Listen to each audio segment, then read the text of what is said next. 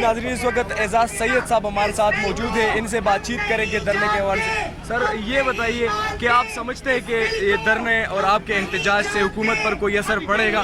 کچھ آپ کے جو مطالبات ہیں وہ قبول ہوں گے؟ وہ مطالبات آپ کے مطالبات نہیں ہیں, ہمارے ہیں, مطلب آپ ہمارے سینئر ہیں تو میرے خیال میں دھرنے اور احتجاج یہ جمہوری روایات کا حصہ ہوتے ہیں, اور جب حکومتیں پارلیمنٹ کو جواب دہ ہوتی ہیں تو وہ اس طرح کے دھرنے اور احتجاج کو بھی جواب دیتی ہوتی ہیں.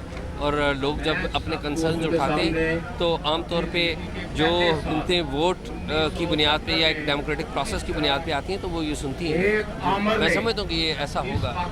آپ کیا سمجھتے ہیں کہ کیا جب پی ٹی آئی نے جو حکومت ہے سٹنگ, انہوں نے ایک ٹرینڈ سیٹ نہیں کیا اب جو آگے آنے والے گورنمنٹ سے, تو وہ اس ٹرینڈ کو برقرار رکھیں گے, آزادی صحافت پر قدغن لگائیں گے, یا یہ سلسلہ ختم ہو جائے گا, تھم جائے گا؟ کوئی بھی جب حکومت میں آتا ہے اس کی سب سے پہلی خواہش یہ ہوتی ہے کہ اس کی تعریفیں کی جائیں, اس پر تنقید نہ کی جائے.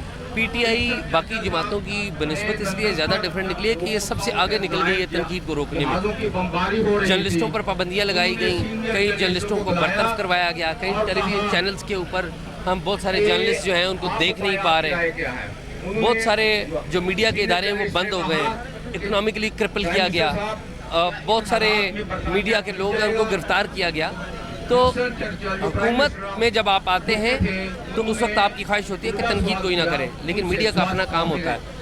آگے بھی جو حکومت آئے گی اس کی خواہش یہی ہوگی کہ اس کو تنقید نہ کی جائے, لیکن میڈیا کا اپنا کام ہے, اسے اپنا کام کرنا ہے. جو ٹرینڈ سیٹرز ہیں حکومت کے, جو اپنے نئے یوٹیوبرز ہیں یا جو گروپس ہیں, نئے لڑکے جو آتے ہیں میڈیا میں, ان کا رجحان زیادہ پایا جاتا ہے بنسبت یہ کہ کوئی کسی چینل کی طرف جائے یا اصولوں کی صحافت سیکھے. کیا پیغام دیں گے ان لڑکوں کو یا نئے جو ہم جیسے لڑکے ابھی یونیورسٹیز کے اسٹوڈنٹ ہیں اور اس فیلڈ میں آنا چاہتے ہیں؟ جن لوگوں نے جرنلزم کی ABC پڑھی ہے, جنہوں نے آئین کو سمجھا ہے, جو پالیٹکس کی ABC جانتے ہیں, وہ کبھی بھی ایسے لغو کام میں نہیں جاتے.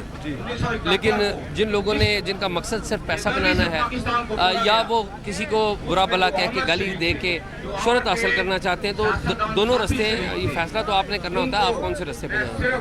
Thank you sir. بہت سر یہ بتائیں آپ کیا سمجھتے ہیں جو آپ نے دھرنا کل سے ریکارڈ کروایا, اپنے احتجاج ریکارڈ کروائے, کیا حکومت پر کچھ اثر ہوگا؟ جو مطالبات ہیں صحافیوں کے جائز وہ مانے جائیں گے یا کیا آپ کا؟ نہیں, ہم نے جو دھرنا صرف ریکارڈ کرانے کے لیے کیا تھا, حکومت کو بتانے کے لیے کیا تھا, کیونکہ آج مشترکہ جب پارلیمنٹ کا اجلاس تھا تو ہم یہ چاہ رہے تھے کہ پریزیڈنٹ صاحب کو بھی پتہ چلے کہ صحافیوں کے کیا مسائل ہیں. اس کی وجہ سے ہم نے راولپنڈی اسلام آباد یونین جرنلسٹ نے یہ دھرنا رکھا تھا.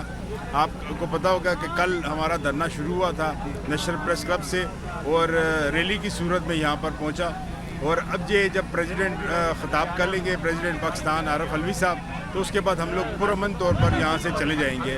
لیکن یہ تحریک جو ہم نے ابھی آج شروع کی ہے, یہ تحریک اب PFJ کی یہ تحریک میں شامل ہو جائے گی. PFJ جو ہے وہ آپ کی پورے پاکستان کی ایک فیڈریشن ہے, پاکستان فیڈرل یونین جرنلسٹ, جو اب پورے ملک میں کال دے گی. اور جس طرح آج تو ہم کہتے ہیں کہ ہم چلے جائیں گے, لیکن جو PFJ کی کال آئے گی, جب تک پھر ہمارے مطالبات نہیں مانے جائیں گے تب تک ہم اس وقت پھر یہاں سے نہیں جائیں گے.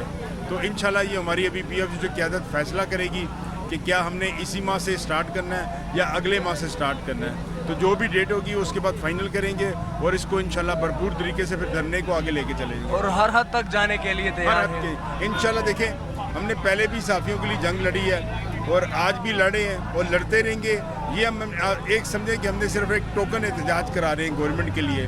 آپ کا 20,000 خاندانوں کا معاشی قتل کیا گیا ہے, مگر یہ جمہوریت پہ بھی ڈاکہ ہے, یہ جمہوریت پہ بھی ایک حملہ ہے.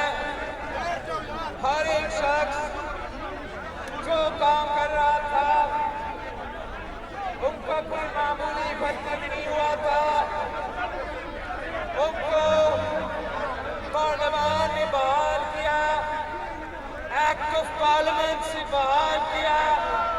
تو یہ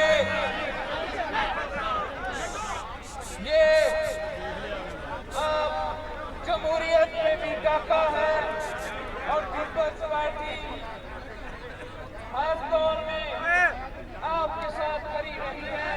آج ہر طبقہ میدان عمل میں ہے. انشاءاللہ العزیز آپ یہ جنگ جیتیں گے انشاءاللہ. آپ یہ جنگ جیتیں گے. آپ بہادر ہیں. میں آپ کی اس بہادری کو سلام پیش کرتا ہوں. جو نہیں نکلتا, جو میدان عمل میں نہیں نکلتا, جو ڈرتا ہے وہ مرتا ہے. آپ نے اپنے زندگی کو جاویداں بنا دیا اللہ کے فضل و کرم سے. لہذا مولانا فضل الرحمان کے سپاہی ہر میدان میں آپ کے ساتھ ہوں گے انشاءاللہ.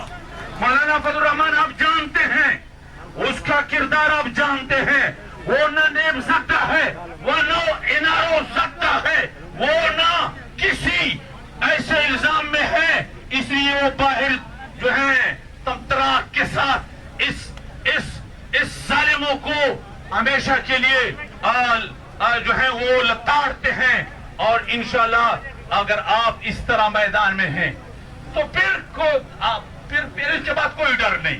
آپ کا 73 کا آئین کیا کہتا ہے اور آپ کی 18ویں ترمیم کیا کہتی ہے؟ اس کے باوجود بھی اگر آپ ضد ہو کہ ہر حال میں آزادی اظہار پر پابندی ہوگی, وجہ کیا ہے؟ اور پھر ہمیں کوئی بھاشن یہ دے کہ جناب یہ ہم پابندیاں اس لیے لگا رہے ہیں, یہ بل اس لیے لا رہے ہیں کہ ہمیں اندیشہ ہے کہ قومی مفادات کو کوئی ڈوج نہ کر جائے, قومی مفادات پر کوئی سودے بازی نہ کر لے. تو میں پوچھنا چاہتا ہوں جو یہ اس خدشے کا اظہار کرتے ہیں اور یہ بار بار ہم بات کرتے ہیں کہ بھائی فیک نیوز آپ کہتے ہو, فیک نیوز دیتا کون ہے اور اس کا فائدہ کس کو ہوتا ہے؟ اور اگر میں ٹھیک ہوں, میں آئین قانون کی عملداری چاہتا ہوں, تو اگر کوئی فیک نیوز دے گا تو کل کو اس کی تردید آئے گی, دینا پڑے گی.